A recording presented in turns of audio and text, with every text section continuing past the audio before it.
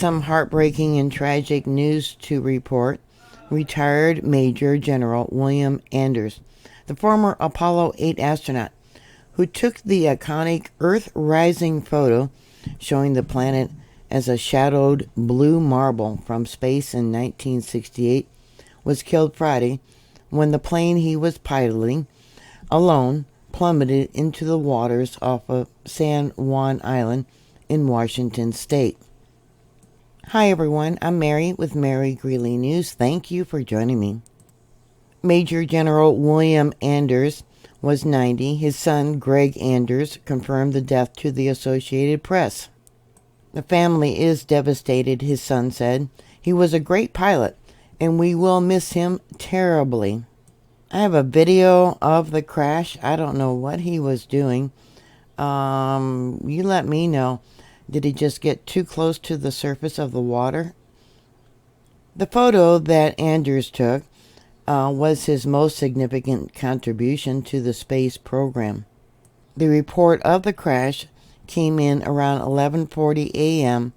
that an older model plane crashed into the water and sank near the north end of Jones Island, San Juan County Sheriff Eric Peters said. Only the pilot was on board the Beech A-45 airplane at the time, according to Federal Aviation Association. William Anders said in a 1997 NASA oral history interview that he didn't think the Apollo 8 mission was risk-free, but there were important national, patriotic, and exploration reasons for going ahead. He estimated there was about 1 in 3 chances that the crew wouldn't make it back, and the same chance the mission would be a success, and the same chance that the mission wouldn't start to begin with. He said he suspected Christopher Columbus sailed with worst odds. Speaking of the iconic photo that he took, he recounted how the Earth looked fragile and seemingly physically insignificant, yet was home. His photo became known as Earthrise, was the reproduction in a 1969 postage stamp bearing the words, "In the beginning, God, ... It was an inspiration for the first Earth Day in 1970, and it appeared on the cover of Life magazine's 2003 book, 100 Photographs That Changed the World.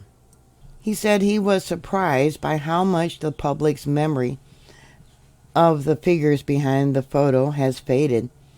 It's curious to me that the press and the people on the ground have forgotten our history.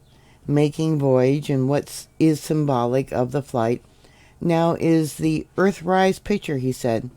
Here we came all the way to the moon to discover Earth. In closing out their Christmas Eve telecast, the Apollo 8 astronauts read from the first passage in the book of Genesis. Major Anders was the first to read, "In the beginning God created the heaven and the earth was without form and void, and darkness was upon the face of the deep."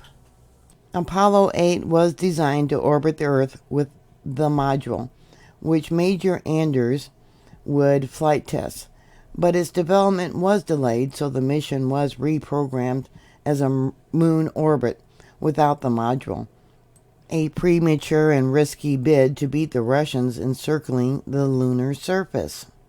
The mission was a huge success, and its astronauts were hailed at a parade in New York, Chicago, and Washington, and appeared before a joint session of Congress.